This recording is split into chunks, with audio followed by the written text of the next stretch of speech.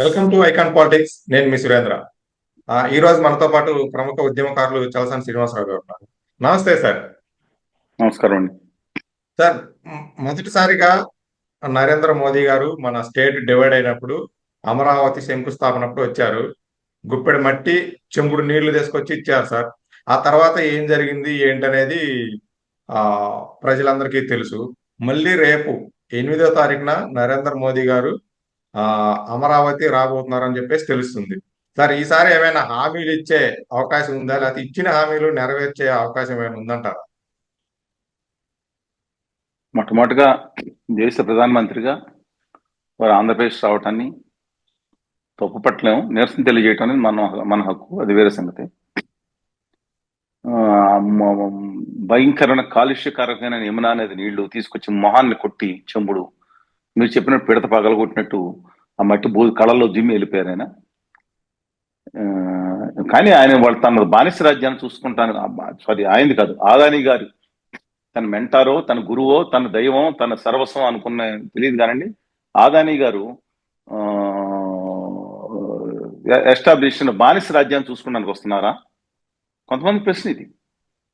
ముగ్గురు బానిసలను పెట్టుకుని పాలించుకుని నేను అన్న మాటకి వాళ్ళ అభిమానులు, వీరాభిమానులు కొంతమంది బాధపడి ఉండొచ్చు. వాళ్ళ గుండె లోతుకు తెలుసు ఏం జరుగుతుందో. అందుని ఇప్పుడు with due respects to Kalyan Babu garu, నేను అనలేదు ఉత్తరాది వాళ్ళ అహంకారం నశించాలన్నాడు. దక్షిణ వాళ్ళకి అన్యాయం జరుగుతుంది, మధ్యలో గడమెత్తారు వెళ్ళిపోయి నుంచి మేము దశాబ్దం నుంచి నడుస్తుంది, వేరే సంగతి. ఆ తర్వాత ఒంటికి కారం రాసుకుంటారు ఆంధ్రప్రదేశ్కి హామీలు, విభజన హామీలు లేకపోతే ప్రత్యేక నాశనం అయిపోతుంది, భావితలు ఏం వచ్చినా కుదరదు. ఇవాళ కూడా అంతకన్నా దారుణంగా ఆయన మాట్లాడిన తర్వాత ఇంకా నీచంగా నికృష్టంగా బిహేవ్ చేశారు ఆంధ్రప్రదేశ్ మీద. అలాగే చంద్రబాబు నాయుడు గారు ఉద్యమం మరి నన్ను ఆ రోజు పిలిచి, నేను అడగలేదండి అపాయింట్మెంట్, చెప్తున్నాను ఆయన దగ్గర నుంచి వచ్చిందా నేను అడిగానా కనుక్కోండి. I respect him. అదర్వైజ్ వాళ్ళు ఏం మాట్లాడింది, నేను కూడా మోడీ గారు ఇంటి మీద మాట్లాడింది, ఇంటి దాకా వెళ్ళిపోయి మాట్లాడింది. చంద్రబాబు నాయుడు గారిని అరెస్ట్ చేసే విషయంలో మోడీ గారు అమిత్ షాకి, ఆదాని గారికి తెలియకుండా జరిగిందంటే నమ్మడానికి చెవులో క్యాలీఫ్లవర్లు పెట్టుకున్నారా, క్యాబేజీ కొట్టుకుని తిరుగుతున్నారా జనాలనే ప్రశ్న కూడా ఒకసారి ఉద్భవిస్తుంది జనాల నుంచి. ఎందుకంటే అలాంటి వ్యక్తి, అలాగే జగన్మోహన్ రెడ్డి గారిని కేసులు అదుపులో పెట్టుకుని రాష్ట్రాన్ని శాసిస్తా ఆదాని గారి కోసం జీవితాన్ని కృష్ణపట్నం పోటీ నాదాపట్నం కేసులు ఇప్పించుకుని ప్రభుత్వ వాదా కూడా అడ్డంగా నిలువుగా నీచంగా కాజేశారా లేదనే ప్రశ్న కూడా ఉత్పన్నం అవుతున్నాయి ఆయన మీద. ఇవాళ ఆయన బానిస రాజ్యాన్ని చూసుకుంటానికి వస్తున్నారు. పూర్వం చక్రవర్తులు ఉండేవారు, ఈడి అమీన్ లాంటి వాళ్ళు, లేకపోతే కిమ్ వాళ్ళ ఫాదర్ ఎవరు ఉండేవారు. వీళ్ళు తమ బానిస రాజ్యాలను చూసుకుంటూ వస్తారనమాట. ఇవాళ విశాఖపట్నం మీద కన్నుపడి అక్కడ నరక యాతన పెడతా తన బానిస రాజ్యం కోసం ఎవరిని పంపిస్తున్నారని నేను. ఇవాళ వేదాంత అగర్వాల్ గారు, మిత్తల్ గారు, ఆదాని గారు బామ్మర్ది, ఆదాని గారు కొడుకు, ఆదాని గారు, ఈ బ్యాచ్ మొత్తం గుజరాతీ వ్యాపారులందరికీ ఆంధ్రప్రదేశ్ కానాదిగా చేసి అంబానీ గారికి 5 లక్షల ఎకరాలు దారాదత్తం అంట. సరే ఎవరైనా ఆయన దగ్గర కదా అమిత్ షా గారి బంధువులు వాళ్ళందరూ ఈయన కూడా చెప్తున్నాను, ఈయన ఈ was not born as BC. తాడిత పీఠ వర్గాలు ఎన్ని వర్గాలు ఉన్నాయండి. ఈయన మోద్ గచ్చి తెలియకుండా ఆయన ఓన్ చేసుకోవడానికి ప్రయత్నిస్తున్నారు, ప్రజలు ఓన్ చేసుకుంటారు. అలాంటిది ఆయన వస్తున్నా అంటే బానిస రాజ్యాన్ని చూసుకుంటానికి, తమ బానిసల రాజ్యాన్ని చూసుకుంటానికి, ఇంకేమున్నాయని చూసుకుంటానికి వస్తున్నట్టు చాలా మంది అభిప్రాయం. నేను అంతకుమించి ఏం చెప్పగలుగుతాను? ఆంధ్రప్రదేశ్ హక్కుల్ని, ఆత్మగౌరవాన్ని తాకట్టు పెట్టినా సరే తోకట్టు కూడా తిరుగుతున్నారు చూసారా. ఇప్పుడు ఆయన మీద గౌరవం చేయండి, నమస్కారం చేయండి, బాధపడడం. కానీ హక్కుల గురించి మాట్లాడకుండా అమరావతి గురించి దిక్కుమాలి నిన్న కాక మనం కూడా మొత్తం నా సంవత్సరానికి 15,000 కోట్లు ఇస్తాను, మొత్తం అక్కడ 2 సంవత్సరాలు 15,000 కోట్లు సరిపోతుంది. అది కూడా వాళ్ళకి వరల్డ్ బ్యాంక్ నేను చెప్పిన కూర్చుంటే బాధ కదా, 3.5 కేటాయించామండి, జనవరిలో ఇస్తామంటున్నారంట. లోన్లు నెత్తిన పెట్టుకుని ఆయన రాష్ట్రానికి బుల్లెట్ రైలు మాత్రం 1,50,000 కోట్లు వేసుకుని అవుతుంది ఇప్పుడు మొత్తం ఇదప్పటికి. ఆయనకి ఎద్దుల బండ్ల తిరగాలమే ఉంది. మీరు ఎద్దుల బండ్లు కాదు, బుల్లెట్ రైలు తిరగండి. రాష్ట్రానికి సౌత్ సెంట్రల్ రైల్వేలో ఆంధ్రప్రదేశ్లో తెలంగాణ 26 రైల్వే స్టేషన్ రద్దు చేశారు. మిడిల్ క్లాస్ ఉపయోగపడేదని నాశనం చేసేస్తున్నారు. పిల్లల్నేమో మతం పేరు మీద, కులం పేరు మీద రెచ్చగొట్టే పరిస్థితి తీసుకొస్తున్నారు.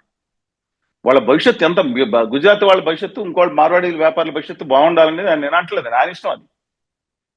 తెలుగు బిడ్డల భవిష్యత్తు బాగుండదు, ఏళ్ళ మాత్రం కులాలతో కొట్టుకు సార్చుకోవాలా, ఆ రాజకీయ నాయకుని తిట్టుకుని ఈ రాజకీయం తిట్టుకుని ఏళ్ళలో గొడవలు పెట్టేసి చక్కగా హ్యాపీగా చలి కాసుకుంటా కూర్చుంటున్నారు. లేదా అని మీరు ఆలోచించుకోండి.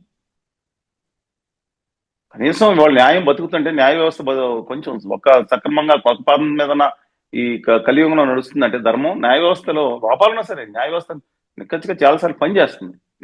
వాళ్ళు ఆంధ్రప్రదేశ్ న్యాయం జరుగుతుంది, సుప్రీంకోర్టు మేము కేసిన వాద్యం మా ఇంప్లీడ్ పిటిషన్ గా పెండింగ్ గా ఉంది. దాని మీద నిర్ణయాలు రావు, కోడి పందాల మీద మాత్రం నిర్ణయాలు వచ్చేస్తున్నాయి. ఎందుకంటే బికాస్ ఆఫ్ గవర్నమెంట్ ఇష్యూ. అందుకని అన్ఫార్చునేట్లీ ఆయన్ని ఆవించడం లేదు. ఆంధ్రప్రదేశ్కి నమ్మక ద్రోహం చేసిన వ్యక్తిగా జనంగా ఆయన ఉంటారు. కాకపోతే వాళ్ళ అధికారంలో ఉన్న మంత్రులు వీళ్ళందరూ బ్రహ్మాండమైన ఇవాళ ఆ, వాళ్ళ మంత్రులు, ఉత్తర భారతీయ జనతా పార్టీ చెందిన మంత్రులు అద్భుతంగా రాయలసీమలో కూడా జాగ్రత్తగా పనులు చేసుకుంటున్నారు. అంటే రాష్ట్ర ప్రభుత్వ పనులు కాదు, సొంత పనులు. ఆధారాలు కావాలా? తట్టుకోగలుగుతారా? రాష్ట్రానికి సంబంధించిన వ్యక్తిగత పనులు విమర్శలు నేను చేస్తే చేయను. వాళ్ళ జనాలకు ఉపయోగాన్ని, సొంత పనుల వల్ల ఏం ఉపయోగం సార్ నేను జనాలకు? వ్యక్తిగత విమర్శలు చేయను, కానీ నా రాష్ట్రానికి చేసి మీరు చేసుకోండి. నా ఇప్పుడు తెలుగు జాతికి అన్యాయం చేయమాకండి. ఆంధ్రప్రదేశ్ తెలంగాణకి రెండింటికి అన్యాయం చేస్తారు. నా మాట వినేది పలుకులు 10 మంది అన్నా సరే వాళ్ళ మనసులు తెలుస్తుంది. డెఫినెట్గా దే విల్ కమ్ బ్యాక్.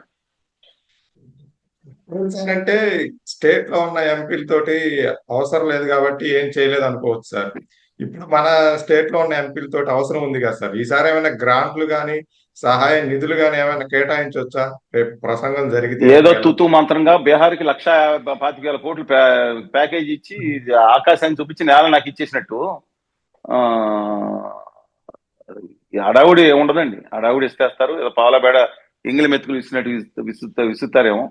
అయినా నాకు అర్థం కాదండి. ఒక విషయం మీకు తెలుసా? ప్రొవెర్బు కోడి అంటండి ఈకలు పీసిగేసేయండి, బాహతతో వేస్తుంది, మొత్తం ఈకల కింద పీకేసి కింద పడేసేయండి. పడేసిన తర్వాత 4 ఏది నూకలు వేయండి, ఇలాగా అవి మీకు కాలు చుట్టూ తిరుగుతుంది తింటది, పచ్చి మర్చిపోద్ది. కోడి బుర్ర అంతే. Hitler theory sir. కోడి బుర్రలు పెట్టుకుని, నేను పేర్లు చెప్పను, కోడి బుర్రలు పెట్టుకున్న తర్వాత ఏముందండి? రాష్ట్రానికి కావాల్సిన మొత్తం 100% exemptions, sales tax exemptions, IT exemptions, ఇతర ఎగ్జామ్షన్స్ ఆంధ్రప్రదేశ్ కనీసం 10 సంవత్సరాలు 9 సంవత్సరాలు ఇవ్వాల్సిన చట్ట ప్రకారం ఇవ్వకుండా వాళ్ళ గుజరాత్ లో వాళ్ళకి ఆల్రెడీ ఇంతకుముందు చాలా చెప్పాం, అహ్మదాబాద్ రాజధాని ఉంది, గాంధీనగర్ చేసుకుంటారు, అన్ని చేసుకున్నారు. ధోలరా సిటీ పెట్టారు, ఏషియాలో పెద్ద సిటీ అంతా చేసుకోమని గిఫ్ట్ సిటీకి ఇచ్చేసారండి. ఇప్పుడు గౌరవ నిర్మలా సీతారామన్ పరకాల గారు అక్కడికి వెళ్తా ఉండి అన్ని ఇస్తా ఉండి విజిట్ చేస్తారు. 4 లక్షల కోట్లు చేసేసాం, 9 లక్షల కోట్లు చేసాం బిజినెస్ అని చెప్తా ఉన్నారు. ఆంధ్రప్రదేశ్ మీరు ఇది కండిషన్ పార్లమెంట్ ఇచ్చిన హామీ కదా.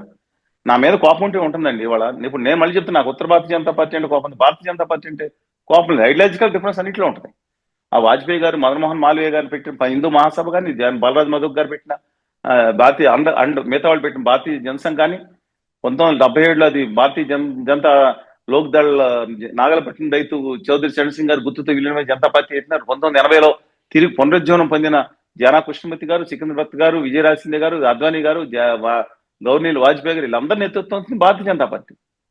ఇవాళ భారతీయ జనతా పార్టీ మీద నాకు ఇవాళ ఉత్తరవాది ఆదాని గారి పార్టీ మీద బాధగా ఉంది. ఆంధ్రప్రదేశ్ మోసం చేస్తున్నారు కాబట్టి. అందువలన మళ్ళీ ఇంకా కాలం పడుతుంది మన వాళ్ళ గురించి. మన జగన్ గారు, మన పవన్ కళ్యాణ్ గారు, మన చంద్రబాబు నాయుడు గారు అండుకో కనీసం తెలంగాణలో తోటి తెలుగు బిడ్డలు చూసుకోవడం, రోషం పౌరుషం తెచ్చుకోవట్లేదు. బానిస జాతి అని ఎస్వి రంగారావు గారు మాట్లాడతారు. ఆయన వచ్చిన తర్వాత బానిస జాతి అనుకుంటారు. చాలా బాధగా ఉందండి. ఆదాని గారి చేతిలో చిక్కుపోయి ఆంధ్రప్రదేశ్ విలవెల్లాడుతుంది. కాకపోతే ఆదాని గారు ఇంకా మిగతా అందరూ వస్తారు, గట్టిగా మాట్లాడితే వాళ్ళ ప్రాణాలతో కూడా ఉండే పరిస్థితులు ఉన్నాయి. వించి వేధించి వెంటాడి ఏందండి నాయకులకి ఆ పరిస్థితి ఉంటే రేపు పొద్దున ఎలా ఉంటుంది? కేజ్రీవాల్ గారిని, సరే మా కవిత గారు కేజ్రీవాల్ గారు తప్పు చేశారా లేదా డిఫరెంట్, హేమంత్ సోరెన్ గారు చేసి ఉండొచ్చు, నేను absolutely I'm not supporting them. వాళ్ళకి వచ్చిన ఏంటి వాషింగ్ పౌడర్ నిర్మాలు అప్లై చేసిన సంగతి ఏంటి? అబ్సల్యూట్లీ రాంగ్ అండి. నేను దయచేసి వాళ్ళ ఆర్ఎస్ఎస్కి వచ్చిన పరిస్థితి ఏంటి? యోగి ఆదిత్యనాథ్ గారు ఎంత బాధపడుతున్నారు ఆయన అంటే, నాకు చెప్పొచ్చారని కూడా ట్రోల్ చేస్తారు కొంతమంది. కనుక్కోండి. నేను గోరఖ్పూర్లో పేర్లు ఎందుకు కానీ ఐ నో లిటిల్ బిట్, చాలు చూద్దాం నేను జరుగుతున్నా. సహాయ సహకారాలు అందించినా అందించకపోయినా ఎంగిలి మెతుకులు ఇస్తారండి. ఎంగిలి మెతుకులు ప్రతిపక్షం లేదు కదా ప్రశ్నించడానికి. ఎవరండి? సహాయ సహకారాలు అందించినా లేదని ఇప్పుడు కూటమి ప్రభుత్వంలో భాగమే సార్ బీజేపీ కూడా. సహాయ సహకారాలు అందించినా లేకపోయినా ప్రతిపక్షం లేదు కదా సార్ ప్రశ్నించడానికి. అసెంబ్లీకి కూడా వెళ్ళట్లేదు కదా ప్రతిపక్షం. ఇంకా ప్రతిపక్షం అసెంబ్లీ అంటే అసెంబ్లీ ఉన్న వాళ్ళు లీడర్లా? జయలలిత గారు ఎంతమంది ఉన్నారు? ఒక ఆవిడ అక్కడ ఏముంది అసెంబ్లీ, నేను తిరిగి వస్తాను అంది ఆవిడ. ఒక అసెంబ్లీ ఉంటేనే గొప్పవాళ్ళండి. నేను ఎమ్మెల్యేకి నాకు ఇష్టం లేదు, పార్లమెంట్ లోక్సభ పోటీకి ఇష్టం లేదు. ఎవరు ఇష్టమన్నారు, ఎవరు పోటీ చేయమన్నారో ఇవాళ నాయకులు చెప్పాలి. తెలుగుదేశం పార్టీలో లేదా కాంగ్రెస్ పార్టీ లేదా ఇప్పుడు ఉన్న వైఎస్ఆర్ కాంగ్రెస్ పార్టీ నేతలు చెప్పాలి. నేను వ్యక్తిగతంగా మేము వద్దనుకున్నాం. ఎమ్మెల్యేలు అయితే గొప్ప వాళ్ళు, 2 కొమ్ములు వచ్చినాయండి. ఎంపీలు అయితే గొప్ప వాళ్ళు, వీళ్ళు ప్రజా సేవకులు వాళ్ళు. కానీ రాజులుగా, సామంత రాజులుగా, మహారాజులుగా, చక్రవర్తులుగా మారిపోయారు ఎమ్మెల్యేలు, ఎంపీలు, మంత్రులు, ముఖ్యమంత్రులు, ప్రధానమంత్రులు, మహారాజాదిరాజు, రాజమాతాడు, చక్రవర్తిగా మారిపోయారు. ఏం చేస్తామండి? డెఫినెట్ గా రోజులు మారే రోజులు రావాలి. యువతను పాడు చేశారు, అది నచ్చలేదు నాకు. ఒకరి మీద ఒకళ్ళు కులగజ్జి, పిచ్చి ఎక్కిచ్చేసి వాళ్ళని తిట్టుకుంటాం, దాంట్లో చలి కాచుకుని వాళ్ళు కూర్చుంటాం. ఢిల్లీ పాదుషాలు హే హో, హుషార్ హుషార్, పారా హుషార్. ఈ ఢిల్లీ పాదుషాలు వస్తాను బాజాబంతిని కొట్టుకుని పేపర్లు వేసుకుని ఆనందంగా ఉండండి. ఆ రాజుగారితో పాటు ఆ పక్కనున్న ఆదాని గారు అండ్ కంపెనీ 1200 మంది పరివారం కూడా వస్తుంది, గుమ్మా వ్యాపారులు కూడా వస్తారు. బజ్జీలు కొట్టుకుని వాళ్ళ కాళ్ళు చుట్టూ తిరుగుతా వాళ్ళ కాళ్ళు కడిగి నెత్తి మీద చల్లుకోండి. సిగ్గు ఉండాలండి. ఆంధ్రప్రదేశ్ హక్కులకు మీరు గౌరవించండి వేరు, ఆంధ్రప్రదేశ్ హక్కులను తాకట్టు పెట్టి వస్తారు చూసారా ఢిల్లీకి వెళ్ళి, లేదా వస్తే సిగ్గు ఉండాలి నాయకులకి. మిమ్మల్ని ఎన్నుకుంది గుజరాతీ వ్యాపారుల ఆదాని గారు చేసారా? సామాన్య ప్రజలు మిమ్మల్ని ఎన్నుకున్నారు, వాళ్ళకి న్యాయం చేయాలని ఎదుర్కొన్నారు. ఆ పోరాటాల నుంచి వాళ్ళ చేసుకొస్తే ఏంటండి పాలకులు ఒకళ్ళ అంటలేదు. చంద్రబాబు నాయుడు గారిని, కళ్యాణ్ బాబు, జగన్మోహన్ రెడ్డి గారి మీద అందరూ అంటున్నా. మీరు అందరూ కొంత చెప్పాను బాధగా. నేను 2019 తర్వాత ఉద్యమం చేస్తే, తీవ్రంగా ఉద్యమం చేస్తే మేము 95-99% మీడియాలు చూపించలేదు మా ఉద్యమాన్ని. ఢిల్లీలో వందలాది మందితో మొన్న క్రితం సంవత్సరం 2024లో కూడా ధర్నాలు పెడితే 300 మంది మేము కానీ అక్కడ విశాఖపట్నం ఉక్కు కర్మాగారం జంతర్ మంతర్లో నేను ఛాలెంజ్ చేస్తున్నా. ఒక్క తెలుగు పేపర్లో చూపించండి, ఏ మీడియాలో చూపించండి. జంతర్ మంతర్లో ధర్నా లాస్ట్ ఇయర్. ఇప్పుడు ఒక్కళ్ళు ఏం తప్పు చేసాం? ఆ షర్మిల గారు వస్తారు, బీభత్సమైన కవరింగ్. వైఎస్ఆర్ తెలంగాణ పార్టీ మాజీ అధ్యక్షురాలు తిట్టకుండా కాంగ్రెస్ పార్టీని తిట్టే చెవులంచి రక్తాలు కూడా కారిపోయింది. రేవంత్ రెడ్డి గారితో సార్ కాంగ్రెస్ నేతలకి, సోనియా గాంధీ గారికి, రాహుల్ గాంధీ గారికి చెవులు చిల్లి పడిపోయి ఉంటాయి. చంద్రబాబు నాయుడు గారికి అయితే దారుణంగా ఉంటుంటది. ఆవిడ వచ్చి ఆంధ్రప్రదేశ్ లో దేవదూత. ఉద్యమాన్ని చంపేశారు ఆవిడ. ఒక ముఖ్యమైన కారణం ఆంధ్రప్రదేశ్ హక్కుల ఉద్యమాన్ని చంపేసి వాళ్ళ అన్నయ్య గారి మీద ఆస్తుల పోరాటం మొదలు పెడితే ఆంధ్రరత్నాబాద్ లో కూర్చుని ఆమె వ్యక్తిగతంగా నాకేం లేదు, గట్టిగా పాపం తెలంగాణలో ఒక మహిళగా తిరిగారు, పాదయాత్ర చేశారు పాదాల మీద.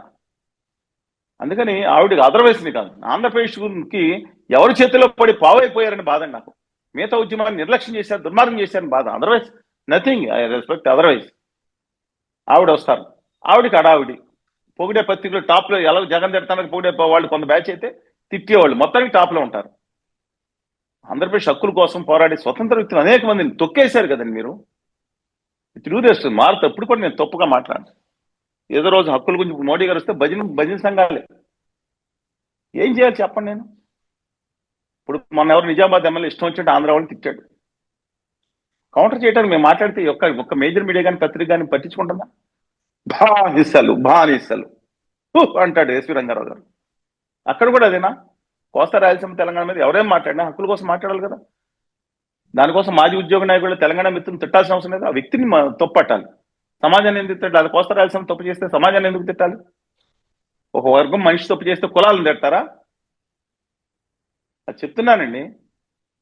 ఎవరో మనిషి కనుక తప్పు చేశాడు అనుకోండి, ఆ కులాలను బట్టి తిడతారా?